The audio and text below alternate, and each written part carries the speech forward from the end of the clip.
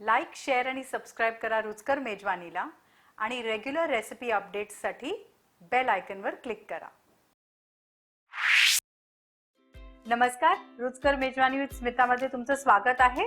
आज मी तुम्हाला एक सिंपल कढी पकोड्याची रेसिपी दाखवणार आहे. आपण आधी कढी बनवून घेऊया, मग आपण पकोडे बनवून त्या कढीत घालून ती मस्त फस्त करूया. कढीसाठी 3 टेबलस्पून तेल मी गरम करून घेते. तेल गरम झाल्यावर त्यात आपण 10 ते 12 मेथीचे दाणे घालून घेऊया, 1 चमचा जिरं आणि 2 मीडियम कांदे बारीक चिरलेले घालून आपण ते जरा गुलाबी करून घेऊया.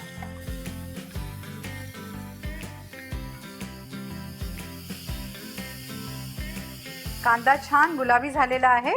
त्यात आपण 1 टीस्पून आल्याची पेस्ट आणि 1 टीस्पून लसणीची पेस्ट घालूया. त्याचा कच्चा वास जाईपर्यंत आपण परतून घेऊया. त्यात आपण अर्धा चमचा हळद आणि 1 चमचा लाल तिखट हे घालून आपण 1 मिनिटासाठी परतून घेऊया.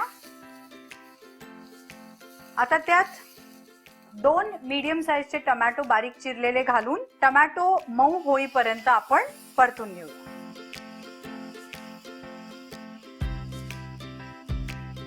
आपल्या कढीचा मसाला तयार होईपर्यंत आपण भजीची तयारी करून घेऊया.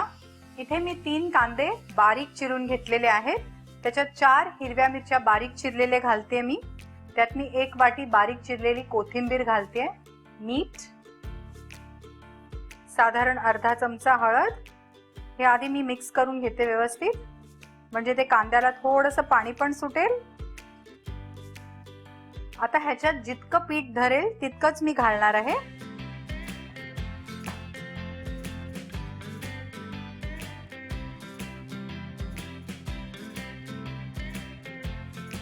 अजून याच्यात थोडंसं पीठ चालेल.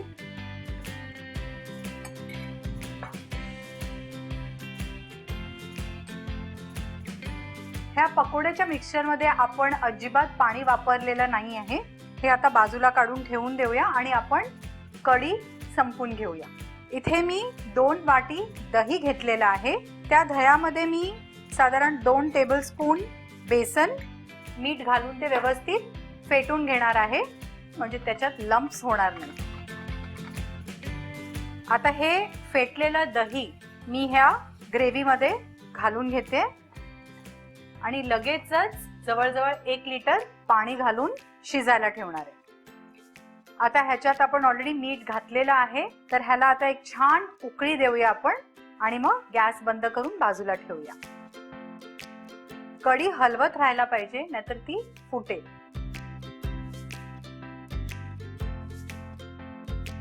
कढीला उकळी आलेली आहे. आपण आता गॅस बंद करून ते बाजूला ठेवून देऊया आणि आपले पकोडे तयार करून घेऊया. इथे मी ऑलरेडी तेल तापवत ठेवलेलं आहे. पकोड्यासाठी मी छोटे छोटे असे गोळे करून घेतलेले आहेत. छान कुरकुरीत तळून घेणार आहे. हे गोळे फार मोठे करू नका, कारण ते कढीमध्ये थोडेसे फुगतील. आता गॅस मी थोडासा मोठा करून ते छान कुरकुरीत तळून घेणार आहे.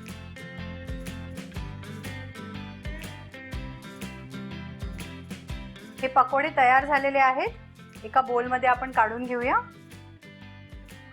आपले पकोडे तळून झालेले आहेत. आपली कढी तयार आहे. आपण आता ह्या कढीमध्ये हे पकोडे हळूच घालून घेऊया. किती सुंदर दिसतायत नाही.